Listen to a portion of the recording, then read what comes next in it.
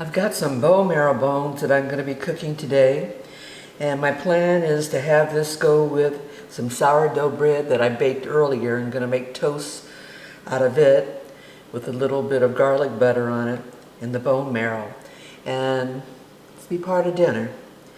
To get this going, I'm going to have to soak it a bit, and it's probably best to soak this overnight to draw out a lot of that blood.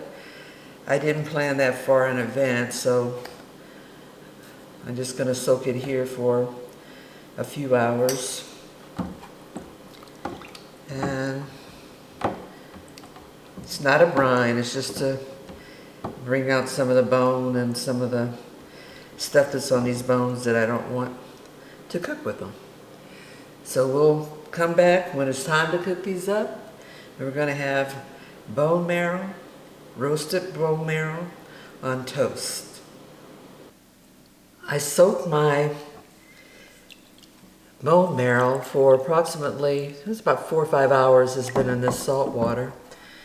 And you can see by the color of the water that it did pull some of that blood out of that bone. So now I'm going to get ready to prep them to go on the grill. To season these bones for their bone marrow, I'm going to put just a little bit of olive oil on them, keeping in mind that the marrow itself is like butter. It's a lot of oil in it already, but this will just give a little bit of a head start in the cooking process. Plus it'll give the salt and pepper that I'm going to put on them a little adhesive. So I'm just going to rub that in. So it's not very much at all, like a pinch of olive oil. And I've got a 50-50 mixture of salt and pepper, and I'm going to go through and just coat the marrow part.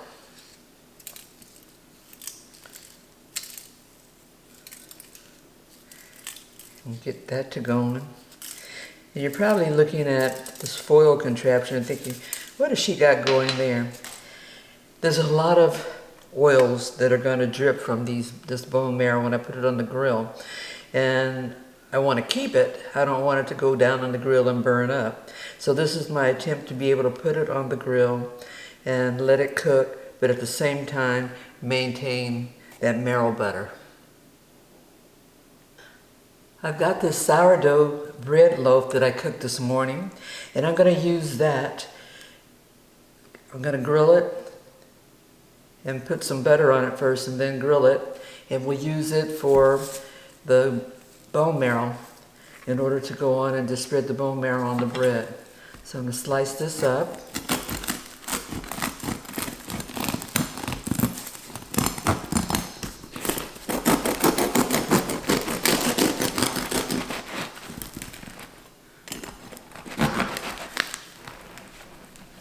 This is a very crusty bread.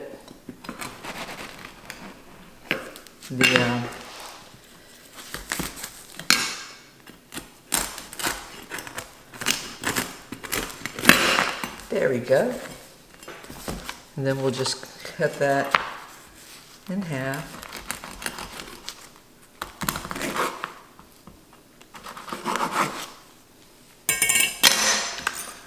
Take our butter, not a lot of butter, just enough to be able to grill it and add a little bit more flavor in addition to that bone marrow. So this is going to be a very, very fatty meal, but it's a special day, and we're going to make the best of it.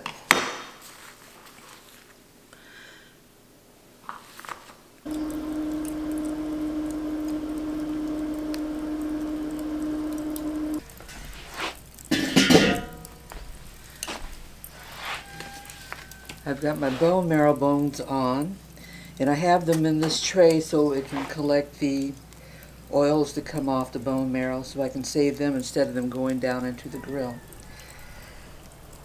As mentioned before, I have them dusted with some salt and pepper and a teeny weeny bit of olive oil.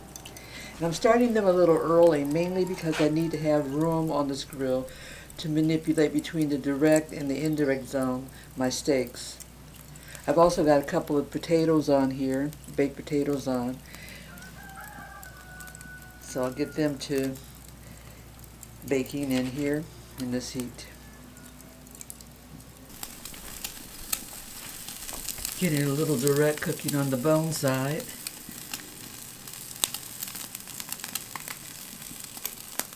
So it'll evenly cook, plus cook off whatever's on the bone that I didn't scrape off good.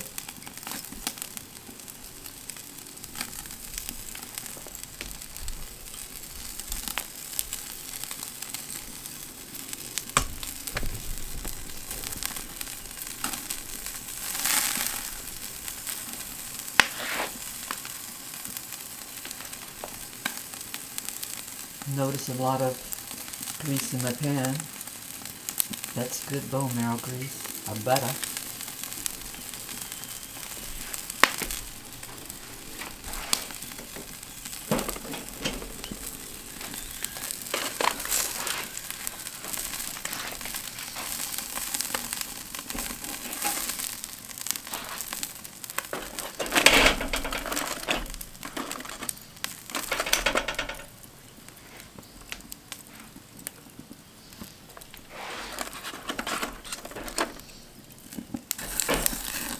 That one a little bit more time. This one's got sizzling going on, and there's no sizzle on that one yet.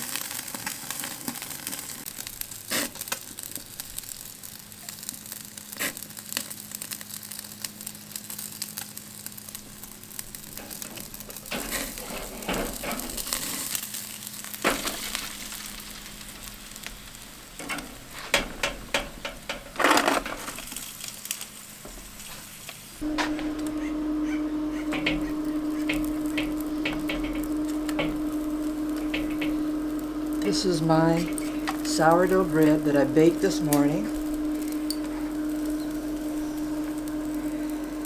And I'm going to grill it up, and that'll be used for eating the bone marrow.